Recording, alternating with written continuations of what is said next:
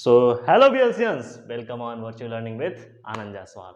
हम लोग बात कर रहे थे क्लास 10th साइंस की, जिसमें हम लोग बात किए थे फिजिक्स में। हम लोग बात कर लिए थे कि उत्तल दर्पण द्वारा कैसे किरण आरेख बनाएंगे और किरण आरेख क्या होंगे। क्योंकि किरण आरेख क्यों बनाना जरूरी होता है, ये सबसे पहली बात समझिए। किरण आरेख द्वारा हम समझते हैं कि कोई भी किरण अगर जाती है, दर्पण से टकराती है, तो कैसे निकलेगी। इसको बोलते हैं रे डायग्राम। किरण आरेख को समझना, जब हम रे डायग्राम समझ लेंगे, रे किरण आरेख का डायग्राम समझ लेंगे, तो कौन सी किरण आकर मर्ज होगी और कहां इमेज का फॉर्मेशन होगा, ये बनाना हमारे लिए आसान हो जाएगा। जैसे अगर हम बोलें कि उत्तल दर्पण द्वारा, अब हम यहां पे एक नया हेडिंग डालने वाले हैं, उत्तल दर्पण द्वारा प्रतिबिंब image formation by a convex mirror. ध्यान रखिएगा, कौन सा मिरर? कॉन्वेक्स। हम लोग अवतल दर्पण के बारे में बात कर चुके हैं और ये रहा हमारा उत्तल दर्पण। पहली बात, अगर हमको इमेज बनाना है तो ऑब्जेक्ट होना चाहिए, और ऑब्जेक्ट के लिए अगर हम बात करें तो ऑब्जेक्ट सदैव हमारा, अगर हम ऐसे खड़े हो रहे हैं तो लेफ्ट साइड में होगा और राइट साइड में हम डायग्राम को सेट करेंगे। या मेरा ये प्रिंसिपल एक्सिस हो गया, ये हमारा हो गया मुख्य अक्ष। अच्छा, अगर हम बात करें कि ये दर्पण कौन सा है, अगर उत्तल दर्पण है तो ये इधर कलई करी गई हुई है, पॉलिशिंग की गई हुई है।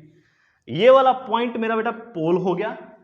अगर किरण आरेख के अकॉर्डिंग बात की जाए तो सबसे पहले इसका अगर देखा जाए कि अगर ये कलई की गई है तो इस के तरफ इधर वाला, अगर हम कहें कि ये इधर वाला, यहां पर इसका क्या हो जाएगा? फोकस। और यहां पर क्या होगा? Centre of curvature. अगर हम कहें कि मान लो कि कहीं जो इमेज है, सॉरी जो ऑब्जेक्ट है, वो ऑब्जेक्ट अनंत पर है। कहां है बाबू? अनंत पर। यहां पर हम लिख रहे हैं कि ऑब्जेक्ट अनंत पर हो।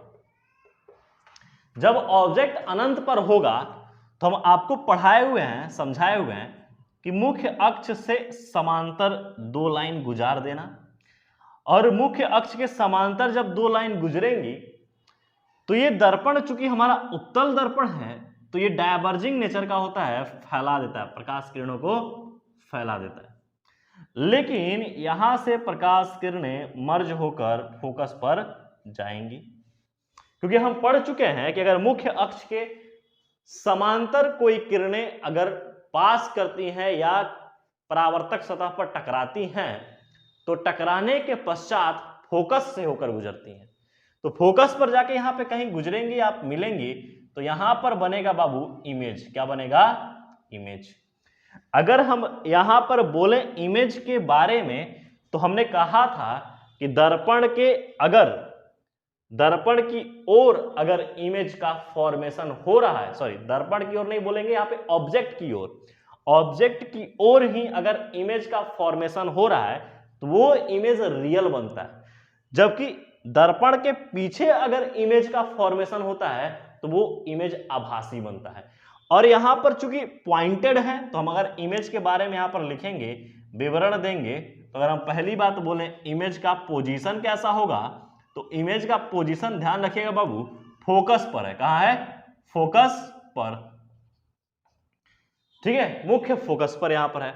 दूसरी बात, अगर हम बात करें कि इसका नेचर कैसा होगा, तो नेचर हो जाएगा वर्चुअल। क्या लिखेंगे? वर्चुअल एंड इरेक्ट, या लिख दोगे पॉइंटेड। क्या लिख दोगे? पॉइंटेड। पॉइंटेड मतलब कि बिंदु वाला, यहां पर बिंदु बना है इमेज का। अच्छा, अगर यहां पे बात की जाए तीसरी, तो तीसरी हो गई साइज। साइज क्या होगा? तो हम साइज के बारे में कहेंगे कि वस्तु से बहुत छोटा, तो लिख दो यहां पर कि वस्तु से बहुत छोटा इमेज का फॉर्मेशन होगा। क्योंकि इतनी बात समझनी थी और ये बातें बहुत ही आसान थी, इसको हमने समझ लिया। अब थोड़ी सी बातें हमको और करनी है, और वो करनी है हमको कि अब यहां पर ऑब्जेक्ट जो लिए थे, ये ऑब्जेक्ट अनंत पर लिए थे। पहला कंडीशन था। दूसरे कंडीशन में हम ये क्या करने वाले हैं बाबू कि ऑब्जेक्ट अनंत और पोल के बीच में कहीं ले रहे हैं, तो अनंत और पोल के बीच में कहीं ऑब्जेक्ट को लेंगे तो इमेज का फॉर्मेशन कहां होगा, आइए देखते हैं। क्या ये समझ में आ गई? ये समझ में आ गया हो तो इसको नोट कर लो, कॉपी पेन खोल के आराम से कॉपी पे लेके इसको अच्छे से इसको ड्रॉ करो और पूरा इसका विवरण दो, ताकि ये समझ में आ जाए आपको कि ये चीज ऐसे हुआ है। कोई दिक्कत नहीं है। चलिए यहां पे हम दूसरी बात करने वाले हैं। दूसरा विशेष बात यह है कि हम बात करने वाले हैं कि जो इमेज का फॉर्मेशन तब कैसा होगा या कहां होगा जब ऑब्जेक्ट पोल और अनंत के बीच में रख दिया जाए। तो अगर मान लो अगर हम कहें कि हमारा अगर बात किया जाए ये परावर्तक पृष्ठ ये हो गया हमारा और ये मुख्य अक्ष हो गया। अगर हम कह रहे हैं कि इस पोल और यहां पर मान लो कि अनंत के तरफ यहां ऑब्जेक्ट रख दिया हमने, अगर हम कहें कि इधर से अगर बात किया तो ये फोकस हो गया, ये सेंटर ऑफ कर्वेचर हो गया, कोई दिक्कत नहीं है। ध्यान से देखिएगा कि अगर मुख्य अक्ष के समांतर प्रकाश किरणें जाएंगी तो मुख्य अक्ष के समांतर जब प्रकाश किरणें जाती हैं तो ये टकराकर फैलेगी, बिल्कुल सही बात है, ये तो होनी ही है, टकराकर फैलेगी।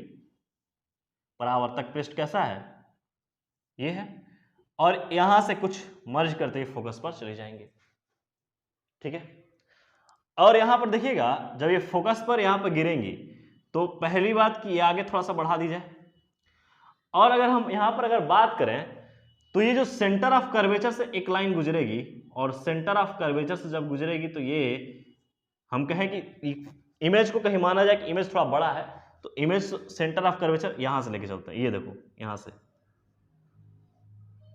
थोड़ा सा बैलेंस कर दिया जाए,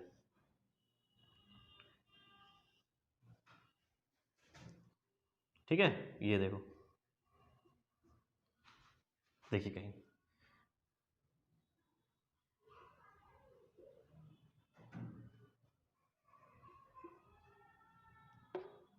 ये सेंटर ऑफ कर्वेचर, मतलब इमेज की फॉर्मेशन कहां होगी ये डायग्राम क्लियर करेगा। यहां से ये सेंटर ऑफ कर्वेचर से मतलब कि एक यहां से एक लाइट ऐसी गिराई गई जो सेंटर ऑफ कर्वेचर की गिरी और इसका पाथ रिटर्न यही होता है, हमने पढ़ाया रे डायग्राम में। अब देखो यहां पर कहीं मर्ज कर रहा है तो इमेज का फॉर्मेशन कहीं यहां पर हो रहा है, कोई दिक्कत नहीं है।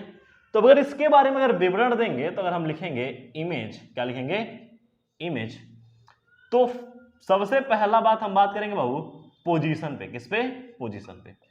और पोजीशन क्या होगा, पोल और फोकस के बीच में, तो लिखेंगे पोल एंड फोकस के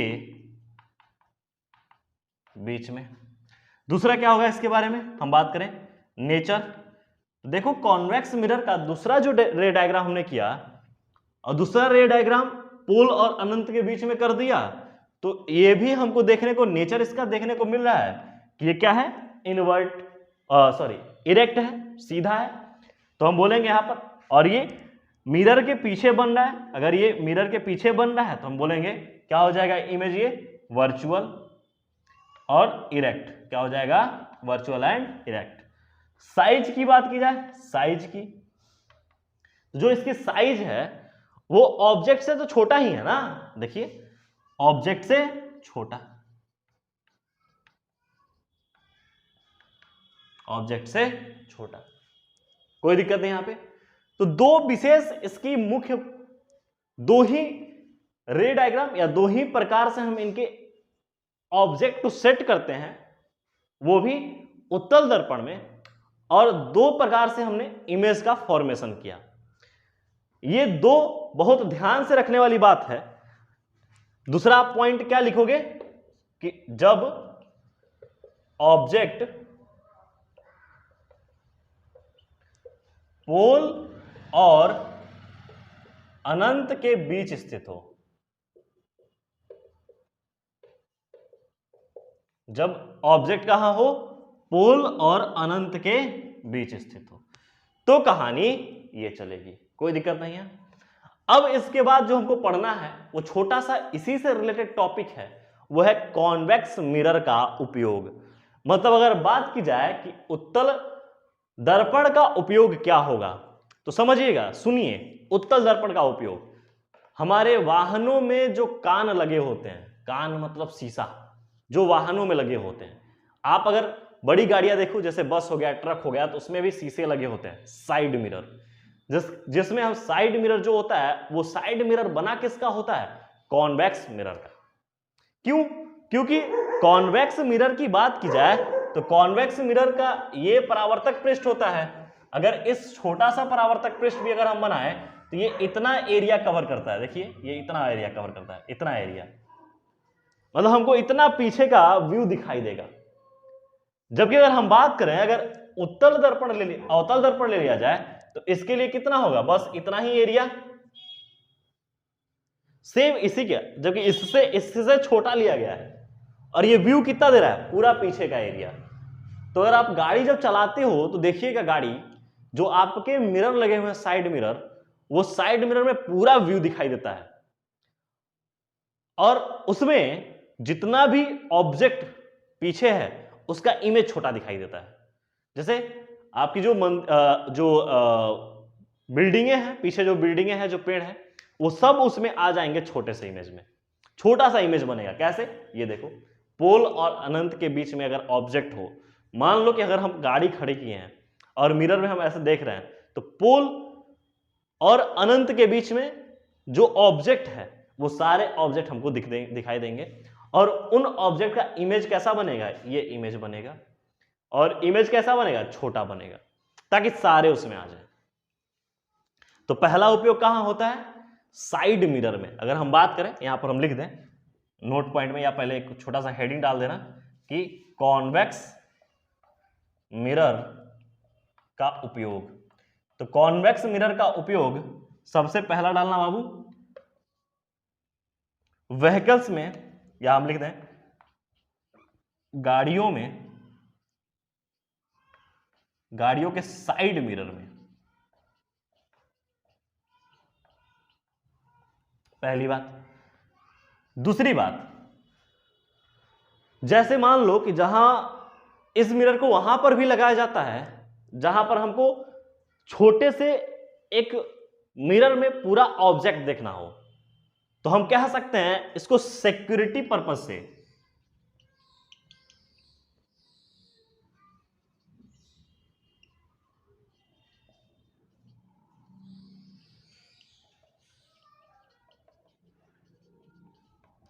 सिक्योरिटी पर्पस से भी इसको उपयोग करते हैं दुकानों में। देखिएगा, जब आप किसी दुकान में बैठोगे ना, तो उस दुकान में एक छोटा सा मिरर कहीं लगाया होगा और वो समझ लो कि वो एक मिरर उस दुकानदार के लिए कैमरे की तरह काम करता है। सोचो कैसे, जैसे मान लो कि एक दुकानदार कोने में बैठा हुआ है, तो मिरर को ऐसा सेट करवाता है कि जहां पर उस मिरर को देखे वो, और उसमें उस मिरर में सारे दुकान का व्यू बन जाए। इससे क्या होता है कि अगर कोई चोरी भी कर रहा है दुकान में, क्या किसी प्रकार का चोरी करने का सोच भी रहा है, तो दुकानदार उस मिरर को देख रहा होता है और उस मिरर में सारे लोगों की, या सारे जो भी गए होते हैं उनके कारतूत उसमें चल रहे होते हैं। तो इस सिक्योरिटी पर्पस से भी इसका उपयोग किया जाता है। यातायात में भी इसका उपयोग किया जाता है, जहां पर जैसे कि अगर मान लो कि गाड़ियां, वाहनें आ रही हैं, तो कौन सी वाहनें किधर मुड़वानी है इसके अनुसार देखकर यातायात, जो लोग होते हैं यातायात में भी इसका उपयोग करते हैं। तो मेजरली आपको देखना हो तो दो चीजों में आप सीधे से बोलिएगा कि गाड़ियों के साइड मिरर में, और सिक्योरिटी पर्पज से भी उपयोग होता है दुकानों में। बात समझ में आ रही है? कोई दिक्कत नहीं है।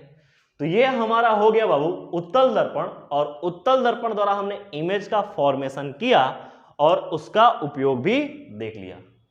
अब इसके बाद हम लोग आगे पढ़ने वाले हैं कुछ विशेष बातें। इसके लिए आपको बने रहना पड़ेगा, लेक्चर्स देखने रहना, और प्रत्येक लेक्चर्स देखते रहना आपको। जो भी प्रीवियस लेक्चर आपके छूटे हुए हैं उसको कवर कर लीजिए। और रही बात खास ये कि केमिस्ट्री आपका पूरा कवर करा दिया गया है, और केमिस्ट्री पूरा कवर हो गया है, तो अब आपकी यहां पर रिस्पॉन्सिबिलिटी ये बनती है कि पूरा बढ़िया से पढ़कर उसको कंटेस्ट कर लो। और फिजिक्स में हम लोग लाइट पढ़ रहे हैं, लाइट पढ़ने के बाद हम लोग आगे इलेक्ट्रिसिटी भी पढ़ेंगे, विद्युत पढ़ेंगे। तो हम लोग धीरे धीरे फिजिक्स भी कवर कर लेंगे, फिर बायो भी कवर कर लेंगे।